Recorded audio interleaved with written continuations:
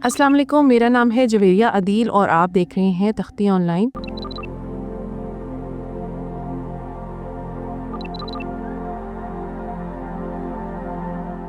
क्या इंसानियत का सबसे बड़ा सवाल कि आया हम कायनात में अकेले हैं, आखिरकार किसी दूर दराज के सैयारे के एटमॉस्फेयर में जवाब पा चुका है? क्योंकि साइंसदानों के मुताबिक जेम्स वेब स्पेस टेलीस्कोप ने K2-18b पर एलियन लाइफ दरियाफ्त कर ली है। कई दहाइयों से हम सोच रहे थे कि कहीं और भी जिंदगी है या नहीं, और अब आखिरकार जेम्स वेब स्पेस टेलीस्कोप शायद वो जवाब ले आया है जिसका हमें इंतजार था। इस दरियाफ्त ने साइंसी दुनिया में हलचल मचा दी है, क्योंकि जेम्स वेब स्पेस टेलीस्कोप ने एक्सोप्लैनेट K2-18b के माहौल में ऐसे कीमियाई एलिमेंट्स ढूंढ लिए हैं जो बिल्कुल वैसे ही हैं जैसे जमीन पर जानदारों की जानिब से पैदा किए जाते हैं। इस दरियाफ्त का असल हीरो एक मॉलिक्यूल है जिसे डाइमिथाइल सल्फाइड यानी DMS कहते हैं। हमारी जमीन पर ये कंपाउंड तकरीबन सिर्फ जिंदा जानदार ही पैदा करते हैं, खास तौर पर समंदर में रहने वाले माइक्रोस्कोपिक जानदार जैसे फाइटोप्लैंक्टन्स जो पानी की सतह के करीब होते हैं। जब जेम्स वेब स्पेस टेलीस्कोप के हसास आलात ने K2-18b के माहौल में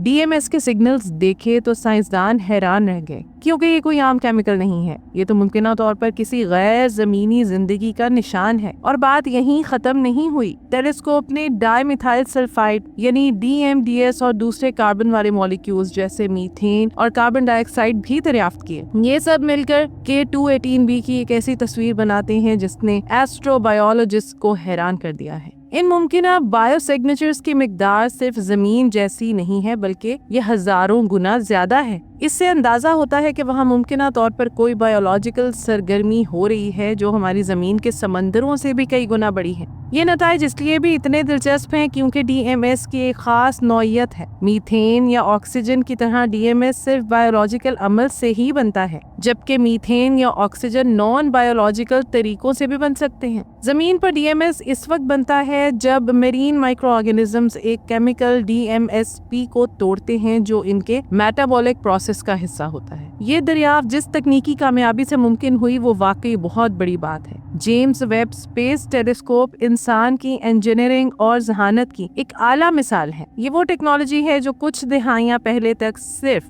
साइंस फिक्शन हुआ करती थी। इसके नियर इंफ्रारेड स्पेक्ट्रोग्राफ और मिड इंफ्रारेड इंस्ट्रूमेंट ने साइंसदानों को ये मौका दिया कि वो K2-18b नामी सैयारे की फिजा में से गुजरने वाली रोशनी का तज्जिया कर सके। जब ये रोशनी सैयारे की फिजा से गुजरी तो कुछ वेवलेंथ्स जज्ब हो गईं, जिनसे एक कीमियाई फिंगरप्रिंट बना जिसे साइंसदानों ने पढ़ा। जब ये डेटा पहली बार मंजर आम पर आया तो रिसर्चर्स ने कई बार इन नताइज को चेक किया। DMS की निशानदेही करने वाली स्पेक्ट्रल लाइंस बिल्कुल वाज़ेह थीं, लेकिन ये इतनी गैर मामूली थीं कि इनको देखते हुए एहतियात बरतना जरूरी थी। साइंस में कहा जाता है कि गैर मामूली दावे के लिए गैर मामूली सबूत चाहिए होते हैं। इसीलिए रिसर्च टीम ने हतमी तौर पर कुछ भी कहने से कबल हर तरह से यकीन दहानी की। आइए अब ये जानने की कोशिश करते हैं कि इस दरियाफ्त की स्टैटिस्टिकल सिग्निफिकेंस क्या है। इन मुशाहिदात ने वो मुकाम हासिल कर लिया है जिसे 3 सिग्मा लेवल कहा जाता है, यानी इस बात का सिर्फ 0.3% इम्कान है कि ये सिग्नल्स महज इत्तफाक या शोर हों। 3 सिग्मा लेवल्स की हसूल की बात भी वाकई जबरदस्त है, लेकिन फिजिक्स और एस्ट्रोनॉमी में जो सबसे आला म्यार माना जाता है वो है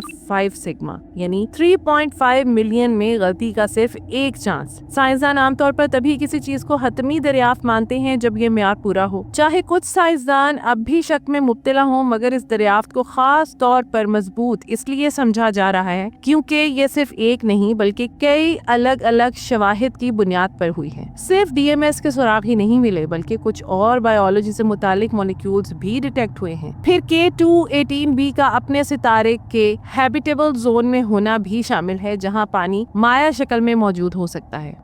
इस सैयारे को हाइसियन सैयारे के तौर पर क्लासिफाई किया गया है। हाइसियन सैयारे वो होते हैं जिनकी फिजा हाइड्रोजन से भरपूर होती है और इन पर गहरे समंदर होते हैं। ऐसे माहौल को कुछ साइंसदान जिंदगी के लिए बेहतरीन इंक्यूबेटर मानते हैं। वो साइंसदान भी इस दरियाफ्त पर तवज्जो दे रहे हैं जो आम तौर पर बहुत एहतियात से काम लेते हैं, जिन्होंने एक्स्ट्रा टेरेस्ट्रियल यानी जमीन से बाहर की जिंदगी के दावों को हमेशा तनकीदी नजर से देखा। वो भी मान रहे हैं कि ये अब तक का सबसे मजबूत सबूत हो सकता है कि जमीन के अलावा भी कहीं जिंदगी मौजूद موجود ہے۔ اگرچہ وہ یہ بھی کہہ رہے ہیں کہ مزید آبزرویشنز کی ضرورت ہے، لیکن اس دریافت کے بعد سائنسدانوں کی کانفرنسز اور میٹنگز میں ایک نیا جوش دیکھنے کو مل رہا ہے۔ ہماری پوری انسانی تاریخ میں ہم ستاروں کو دیکھ کر سوچتے آئے ہیں کہ کیا کوئی ہمیں بھی دیکھ رہا ہے۔ یہ بایو سگنیچرز اس بات کو مکمل یقین سے ثابت تو نہیں کرتے، لیکن ہمیں اس جواب کے اتنا زیادہ قریب لے آئے ہیں جتنا ہم اس سے پہلے کبھی نہ تھے۔ یہ دریافت یہ ظاہر کرتی ہے کہ شاید کائنات اتنی سنسان نہیں جتنی ہم سمجھتے ہیں۔ شاید زندگی کا معجزہ ہمارے کاسمک نیبرہڈ میں کم از کم 2 جگہ ہو چکا ہو۔ اور جو بات اور بھی دلچسپ ہے وہ یہ ہے کہ K2-18b کوئی نایاب سیارہ نہیں، بلکہ ایک ایسے سیاروں کے گروپ سے ہے جو ماہرین فلکیات کے مطابق ہماری کہکشاں میں کافی عام ہے۔ اگر K2-18b پر زندگی موجود ہے تو پھر یہ بے شمار اور جگہوں پر بھی ہو سکتی ہے،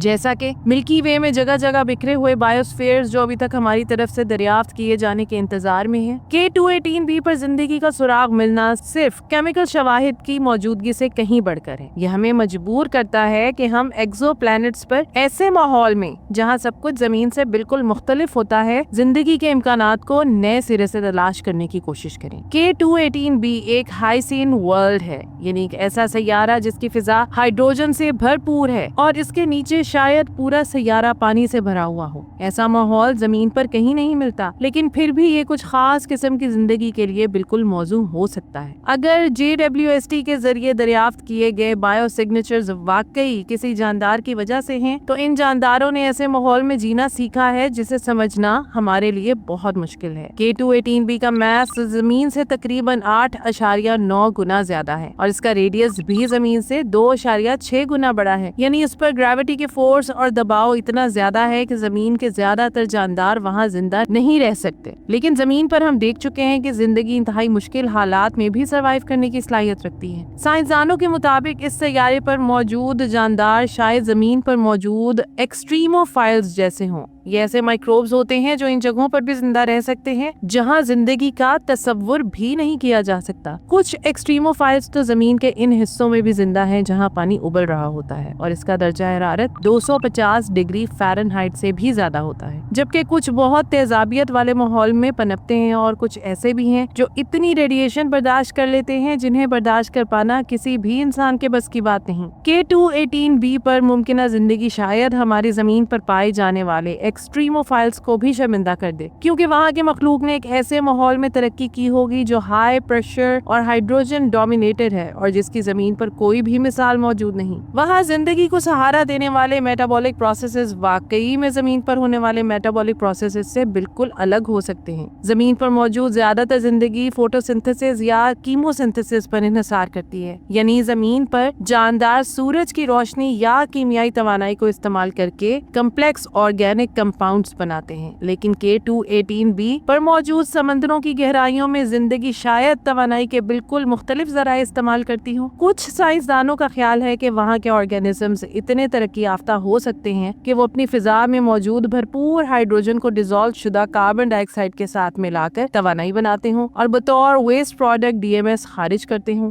سب سے حیران کن بات یہ ہے کہ یہ سب کچھ کتنی بڑی مقدار میں ہو رہا ہوگا۔ یہاں پر آپ کا سوال یہ ہوگا کہ کیا K2-18b پر کمپلیکس اور ملٹی سیلولر زندگی بھی ہو سکتی ہے؟ آئیے جانتے ہیں۔ اگرچہ زیادہ تر سائنسدانوں کا ماننا ہے کہ زمین کے باہر سب سے پہلے دریافت ہونے والی زندگی مائکروبیل ہوگی، لیکن K2-18b کا طاقتور بایوسفیئر اس سے زیادہ کمپلیکس جانداروں کو سہارا دے سکتا ہے۔ زمین پر موجود ملٹی سیلولر جانداروں کو ایوولوشن کے عمل سے گزر کر موجودہ شکل میں پہنچنے کے لیے اربوں سال لگے، لیکن K2-18b جیسے ماحول میں مختلف دباؤ اور عوامل کی وجہ سے ایوولوشن کا پروسیس مختلف ہو سکتا ہے۔ اب ذرا ایسے جانداروں کا تصور کریں جو مختلف گہرائیوں پر تیرنے کے لیے گیس بلیڈرز رکھتے ہوں، ایسی مخلوق جو توانائی براہ راست ہائیڈروجن رچ پانی سے حاصل کرتی ہو، یا پھر ایسے جاندار جو مل کر بڑی بڑی تیرتی ہوئی کالونیز بناتے ہوں۔ ممکن ہے کہ K2-18b ایک ایسا سیارہ ہو جہاں زندگی صرف مخصوص قابل رہائش جگہوں تک محدود نہ ہو بلکہ بڑے بڑے سمندروں میں ہر طرف پھیلی ہوئی ہو۔ اگر آپ K2-18b کے بادلوں کے نیچے غوطہ لگا سکیں اور اس کے ان دیکھے سمندر کو دیکھ سکیں تو آپ کے خیال میں وہاں کیا ہوگا؟ کیا وہاں سنگل سیل والے جاندار ہوں گے یا پھر ملٹی سیلولر زندگی موجود ہوگی؟ ہو سکتا ہے کہ K2-18b کے سمندروں میں مچھلیوں جیسے جاندار ہوں جو سمندر کی گہرائیوں میں تیر رہے ہوں۔ آپ کو کیا لگتا ہے؟ اپنی رائے کمنٹ سیکشن میں ضرور دیجیے گا۔ تو یہ تھی آج کی ویڈیو۔ امید کرتی ہوں کہ یہ ویڈیو آپ کے لیے بہت انفارمیٹیو اور دلچسپ رہی ہوگی۔ آپ سے گزارش ہے کہ ویڈیو کو لائک کریں اور ایسی ہی مزید دلچسپ، انفارمیٹیو اور ایجوکیشنل ویڈیوز کے لیے ہمارے چینل تختی آن لائن کو سبسکرائب کر کے بیل آئیکن کو بھی لازمی پریس کر لیں۔ شکریہ، ملتے ہیں ایسے ہی کسی نئی ویڈیو میں، مجھے دیجیے اجازت، اللہ حافظ۔